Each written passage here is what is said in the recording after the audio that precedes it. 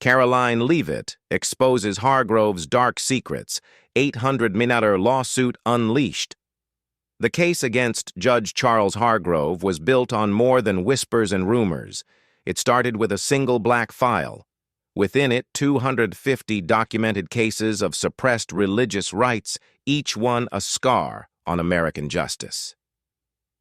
Karoline Leavitt, the White House press secretary, received the file from an anonymous whistleblower, a former clerk from the D.C. Circuit Court. It was a trove of violations, each case meticulously hidden, erased from public record, and sealed under complex legal codes. At the center of this storm was Kash Patel, the newly appointed FBI director known for his unrelenting pursuit of justice and his fierce stance against institutional corruption. Patel's team had been combing through the black file for weeks, connecting the dots, verifying claims, and building a case that would bring down Hargrove, a man once seen as untouchable. But it wasn't just whispers that sparked this war. It was personal for Karoline. She herself had felt the sting of Hargrove's oppressive rulings. Just months earlier, she had been fined $500 by Hargrove for wearing a small silver cross in his courtroom, a punishment he justified by declaring that faith had no place in the law. That moment, that blatant suppression of personal freedom had lit a fire in Karoline, a fire that now threatened to consume Hargrove's entire network. The black file contained 250 cases each with the same chilling pattern: a Catholic nurse fined for wearing a cross necklace during a court testimony, a Jewish student expelled from a state university for displaying a Star of David in his dorm window, a Muslim mother denied visitation rights after refusing to remove her hijab during a custody hearing, a high school athlete stripped of his scholarship for refusing to cover a religious tattoo, a group of Christian firefighters suspended for praying before a mission. Every name, every violation, every suppressed right was there, raw, undeniable, and devastating. Patel's eyes scanned the digital spreadsheet on his laptop. The list was long, each row a life altered, a faith suppressed. The black file included court transcripts, witness statements, and financial records, payments made to silence whistleblowers, bonuses to court clerks who buried the cases, and encrypted emails revealing orders from Hargrove himself. But it wasn't just Hargrove. As Patel dug deeper, patterns emerged. Connections to other judges, high-ranking officials, and corporate donors formed a tangled web of corruption. Patel tapped his phone, dialing Karoline. "Leavitt," her voice came through, sharp, direct. "We have a problem. The file is deeper than we thought," Patel said. "Hargrove's not working alone." Karoline straightened in her chair. "How deep are we talking? Deep enough to reach the federal courts, maybe higher?" Patel replied, his tone grim. "We're looking at a network. Judges, politicians, lobbyists. Hargrove is just the tip." She took a breath. The stakes had just risen. Hargrove wasn't just a corrupt judge. He was part of a larger machine designed to suppress faith and silence opposition. Patel continued, "I've got Linda Martinez pulling threads. She's found encrypted messages between Hargrove and a law firm in Geneva. Financial ties, offshore accounts, and shell companies. It's all there. Send me everything," Karoline demanded. "We need to move fast."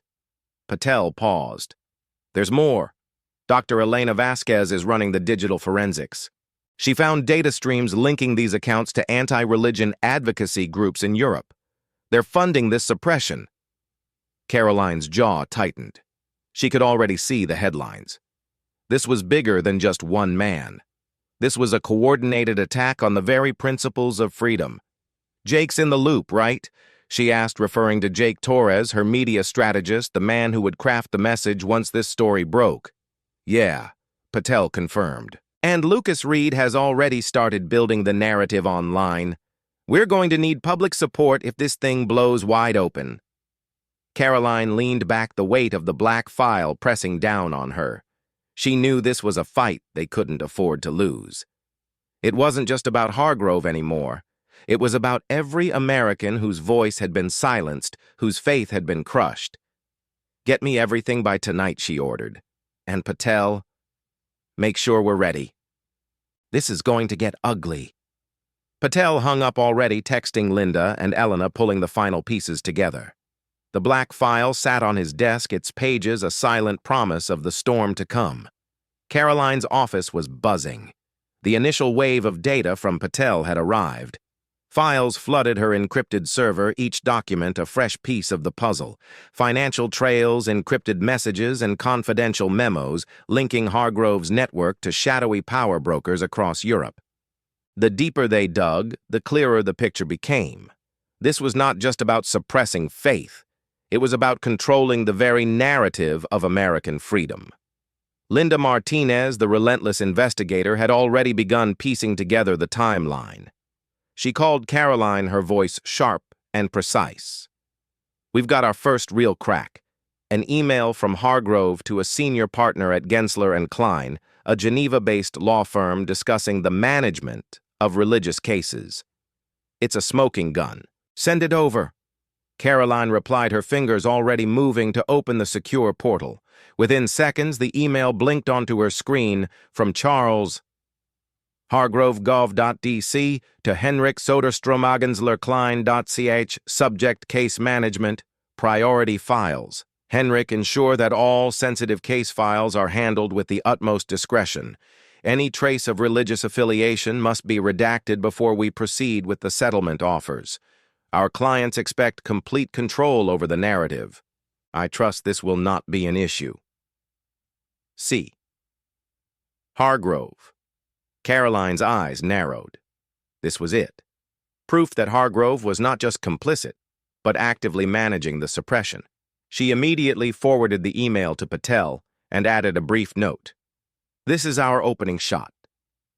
Meanwhile, Patel's team had uncovered financial transactions, millions of dollars moving through offshore accounts tied to nonprofit fronts. These groups, publicly advocating for secularism, had been quietly funding efforts to remove religious symbols from public life.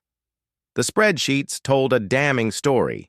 Deposits from entities like the Secular Alliance Fund and the Institute for Pure Governance all routed through Swiss banks and into Hargrove's network. Dr. Elena Vasquez, the digital forensics expert, had traced these payments through a maze of shell companies, each one carefully designed to obscure its true purpose. She called Patel, her tone grim. "I just found a series of encrypted transfers from the European branch of the Pure Governance Group to a US-based lobbying firm. The amounts match the bonuses we saw paid to those court clerks." "Good work, Elena. Keep digging. This is the thread that ties it all together." Patel replied, his mind already racing ahead to the next steps. Jake Torres, the media strategist, was watching the narrative take shape. He had already begun drafting the first wave of press releases, crafting the message that would frame this scandal as more than just judicial corruption. It would be an existential attack on American values. He called Karoline. "We need to get ahead of this. If the story leaks before we're ready, it'll just be a blip. We need to own this narrative." Karoline nodded her mind, turning over the angles. "Agreed. I want you and Lucas to coordinate. We'll need a digital push, something that hits hard and spreads fast. Make it personal. Make it about freedom." As the pieces fell into place, Patel made his final call for the night. It was to Linda. "We have the financials, the emails, the clerks. Now we need the human side, victims willing to go public." Linda's voice crackled through the line. "I'm already on it. I've got a mother in Texas, a former Marine in Virginia, and a retired firefighter in Ohio. They've all had their lives upended by Hargrove's rulings. Perfect. Get their statements and make sure they're airtight," Patel said, his voice firm. "We need to hit Hargrove where it hurts, in the court of public opinion." Karoline sat back as the messages continued to pour in. She felt the weight of the battle ahead, but also the fire of purpose. They were on the verge of something big, a reckoning that would shake the corridors of power and echo across the country. She took a deep breath, her mind sharp, her resolve unbreakable. "Let's get to work." The following morning, Karoline arrived at her office to a stream of encrypted messages and urgent calls. The clock was ticking. Patel had been right. Hargrove's network was deeper, more entrenched than they had imagined. The first crack in the dam came not from an insider, but from a digital leak that had spread through encrypted forums overnight. Someone had dumped a portion of the black file, the same 250 cases they had been building their case on, into the deep web. Linda Martinez was the first to call. "We have a problem," she said, her tone sharp, cutting through the early morning fog in Karoline's mind. "Someone beat us to it." Karoline straightened in her chair. "How bad? The entire case list is out. Names, dates, fines, the works. It's all over the dark net." Linda replied, her voice tense. "Whoever did this, they just moved our timeline up." Karoline felt a cold wave wash over her. This wasn't just a setback, this was a direct hit. It meant that someone on the inside was leaking information, or worse, they had been hacked. "All right, get Patel on this," Karoline ordered. "We need to contain this before it spreads further." She slammed her phone down, already dialing Patel's secure line. He picked up on the second ring, his voice sharp and alert. "Tell me you're calling with good news." "Not even close," Karoline shot back. "The black file, it's out. Someone leaked it." There was a pause, then a deep sigh. "Damn it." "All right, I'll get Elena on it. If this spreads, Hargrove could spin this into a smear campaign against us. Claim we fabricated the evidence." "Exactly," Karoline replied, her mind racing. "We need to hit back hard and fast. I want a public statement ready in an hour. We need to own this story before it owns us." As soon as she hung up, Karoline tapped into the secure group chat with Jake Torres and Lucas Reed. "Emergency," she typed. "The black file just leaked. I need you both in my office. Now." Within minutes, Jake and Lucas burst through the door, both of them looking as shaken as Karoline felt. Jake, ever the strategist, had already pulled up Twitter analytics on his phone. It's already trending. Hashtags are popping up. Faith files. Hargrove leak. Justice for Faith. Lucas threw his laptop onto the conference table screens, lighting up with a live feed of the dark web forum where the documents had first appeared. "This is bad. Whoever did this knew exactly what they were doing. They're not just leaking, they're rallying."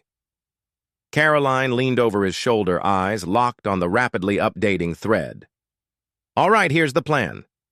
Jake, I need you to draft a public response. Lean into the transparency angle. We admit we're investigating, but we frame this as part of our commitment to justice." "Got it," Jake replied, already thumbing out notes on his phone. "I'll have a draft ready in 20. Lucas Karoline continued, turning to the young YouTuber. "I need you to own this narrative online. Get your people talking. Make this about the victims, not just the leak. We need public support if we're going to turn this around." Lucas's fingers flew over his keyboard, pulling up old interviews with the families affected by Hargrove's rulings. "I'll start cutting together a video. Something raw, emotional. We'll push it live before noon." As the two men rushed out, Karoline took a deep breath, steadying herself. She tapped her phone, connecting to Patel once more. "Patel, it's me again. I need you to find the source of this leak. Fast." "I'm on it," he replied, his voice already distant, likely moving to his war room. "I'll get back to you." Karoline hung up, her jaw tight. The fight had just escalated, and they were already on the defensive. She couldn't afford to lose control of the narrative now. She stood in the center of her office, the black file glowing ominously on her desk, its pages now a battlefield as much as the courtrooms where this war had begun. They had come too far to turn back now.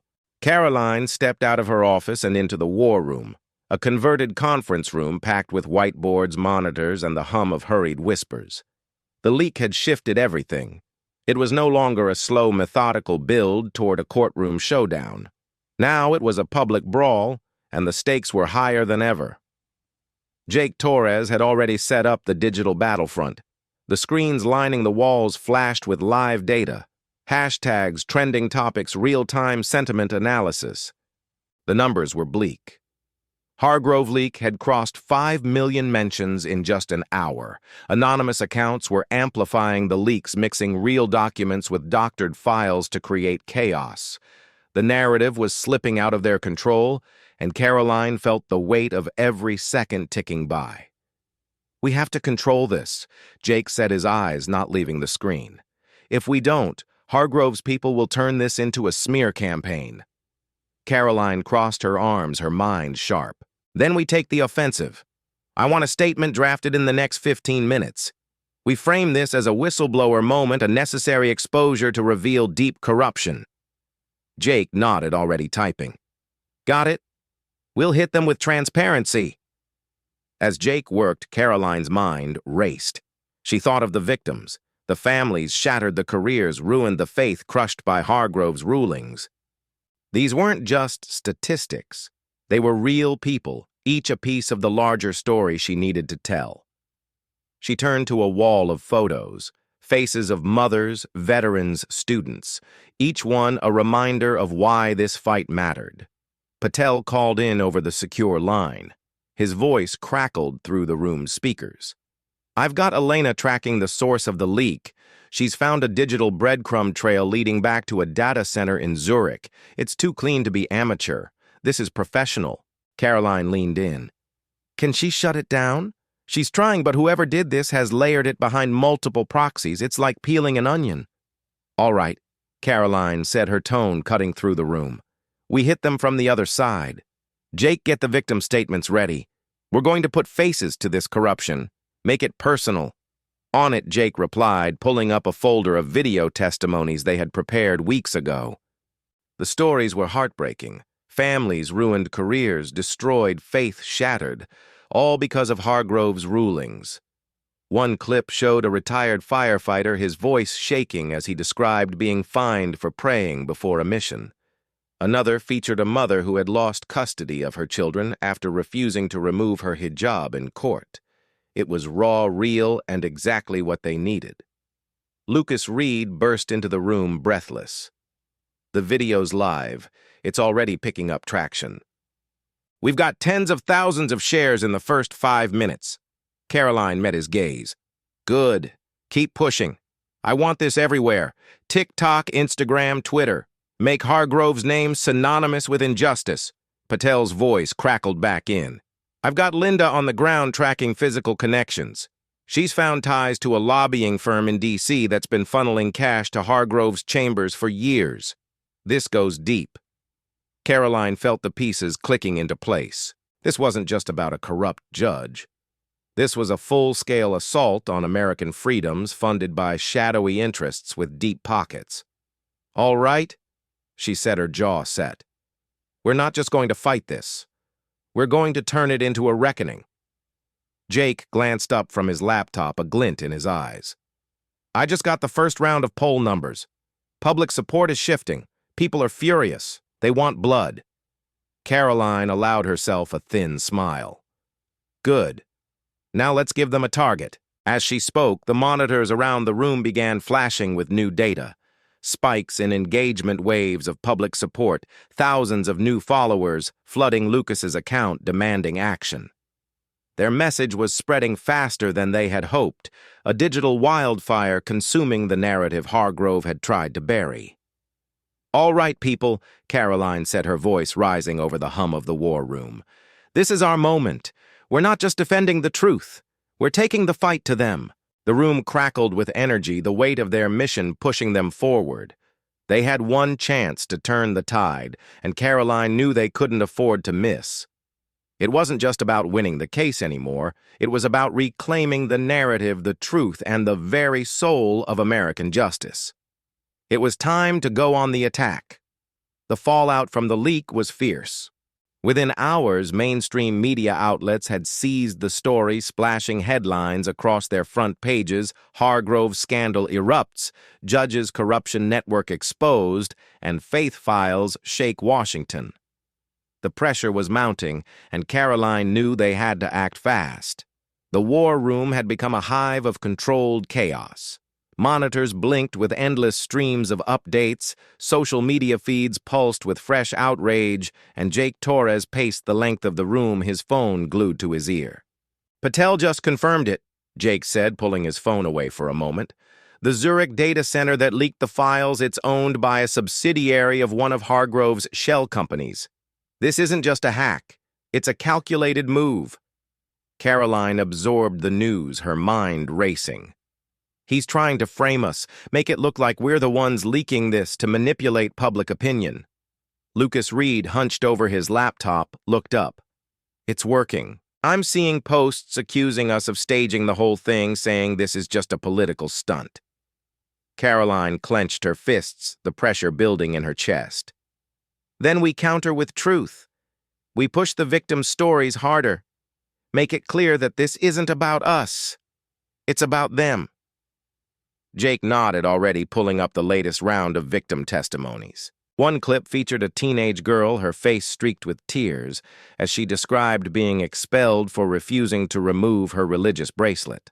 Another showed a firefighter, his hands shaking, as he recounted the day he was fined for praying before a rescue mission.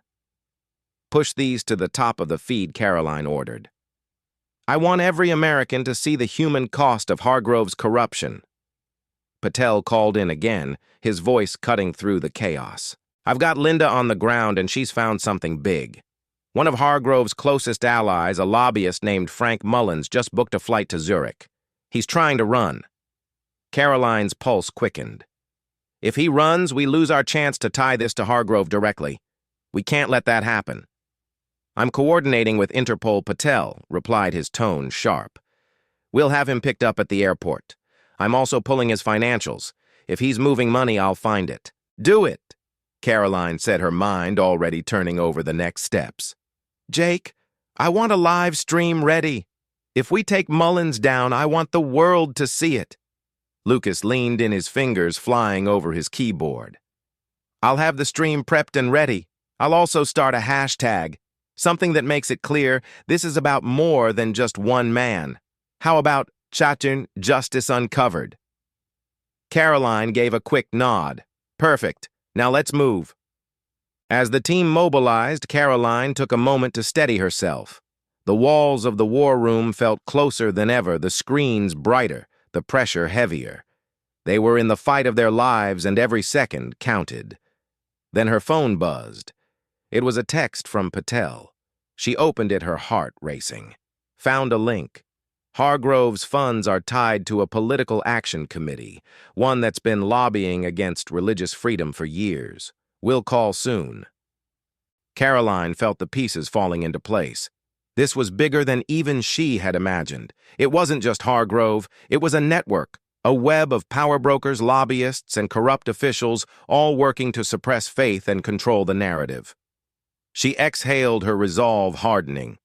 They had just found their proof. Now it was time to bring it to light. She looked up at the digital screens, the live feeds, the buzzing phones, and the team around her. This wasn't just a fight for justice. It was a battle for the truth, for the very soul of a nation. "All right, people," she said, her voice steady. "Let's show them what real justice looks like." The air in the war room had grown thick, every breath weighted with the anticipation of what was to come. Karoline stood at the head of the conference table, her fingers gripping the edge as if bracing for impact. The room buzzed with nervous energy, the kind that only comes when the stakes are absolute. They were at the tipping point. Patel's latest message had shaken her. Hargrove's reach wasn't just personal corruption, it was systemic. A network of political operatives, corporate backers, and judges bent on reshaping the American landscape. It was bigger than any of them had realized. Jake Torres glanced up from his laptop, his face lit by the glow of his screen. "We're live in 5. Lucas has the stream ready." Karoline nodded, pulling her shoulders back. "Good. We hit them with everything we've got." Patel's voice crackled through the speakerphone, cutting through the low hum of tension. "I've got eyes on Mullins. He's at the Zurich airport. Interpol is moving in." Karoline closed her eyes for a moment, steadying herself. "All right, Patel. Keep me updated. If we get him, we crack this whole thing open. Jake leaned in, his tone urgent. We're already seeing pushback from Hargrove's allies. They're spinning this as a political hit job, saying we're trying to frame a respected judge. Karoline smirked, the fire in her eyes hardening. Then we make it clear. We don't just go after Hargrove, we expose the whole network. Lucas's voice came through the conference line. We're live in 1 minute. You ready? Karoline took a deep breath, straightened her blazer, and stepped into the camera frame. The bright ring lights cut through the shadows, and she locked eyes with the lens, knowing millions were watching. Today she began, her voice steady and sharp. We stand at a crossroads. We've uncovered a network of corruption that stretches from courtrooms to corporate boardrooms, from the halls of power to the shadows where decisions are made without your consent. Jake watched as the view count skyrocketed, comments flooding in faster than he could read. The world was watching, and Karoline wasn't about to waste the moment. For too long, she continued, these people have operated without fear, without accountability. They've silenced the faithful, crushed the hopeful, and twisted the law to serve their own interests. That ends now. As she spoke, a second screen beside her lit up, showing live footage of Mullins being handcuffed by Interpol agents at Zurich Airport. The chat feed exploded, thousands of comments pouring in every second, a digital roar of approval. Karoline paused, letting the image sink in. Then she leaned forward, her eyes narrowing. This is just the beginning. We're not just taking down a corrupt judge, we're dismantling an entire system of oppression. Patel's voice broke through the conference line again. We've got the financials. Mullins was moving millions into offshore accounts, money traced back to the same pack you mentioned. Karoline's pulse quickened. Push it live. I want every document, every transfer, every dirty dollar exposed. Jake's fingers flew over his keyboard. Done. The documents are live. We're blowing the lid off this thing. Lucas chimed in, his voice electric. I just started the POC Justice Uncovered tag. It's trending worldwide. Karoline felt the momentum shift. They had taken the offensive, and the tide was turning. She could almost feel the walls closing in around Hargrove's network, the panic spreading as their secrets spilled out into the open. As the live stream continued, messages poured in from whistleblowers, survivors, and even former allies of Hargrove's machine. They had hit a nerve, and the backlash was building into a tidal wave. All right, Team, Karoline said, her voice cutting through the chatter. This is our moment. We push until they break. No mercy. She stepped back from the camera, watching as the screen filled with a flood of support. The tide had turned, but the battle was far from over. They had cracked the shell, but now they had to crush the core. It was time to end this once and for all. As the storm around the Hargrove scandal reached its peak, the true heroes of this saga emerged. The conservative voices that had refused to be silenced, the champions of faith and freedom who stood their ground even as the powerful sought to crush them. Karoline Leavitt, the White House press secretary, had become a lightning rod for truth. She faced relentless attacks from left-leaning media outlets and political operatives desperate to paint her as a fanatic, a zealot, or a manipulator. But her resolve never wavered. She was the voice for those forgotten in the rush to silence faith. The nurse fined for her crossed the firefighter disciplined for his prayer, the mother stripped of her rights for refusing to remove her hijab. For Karoline, this fight wasn't just political, it was deeply personal. Meanwhile, Kash Patel had proven once again why he was a feared figure within the halls of power. As FBI Director, Patel was relentless, methodical, and fearless in his pursuit of the truth. When the leaks hit and Hargrove's allies attempted to frame the investigation as a partisan witch hunt, Patel didn't flinch. Instead, he doubled down, exposing the financial trails, the hidden shell companies, and the offshore accounts that formed the backbone of Hargrove's corrupt empire. Linda Martinez. The seasoned investigator was the quiet force behind many of the breakthroughs. While the spotlight often shone on Karoline and Patel, it was Linda's tireless work in the shadows that unraveled the complex web of influence stretching from Geneva to Washington.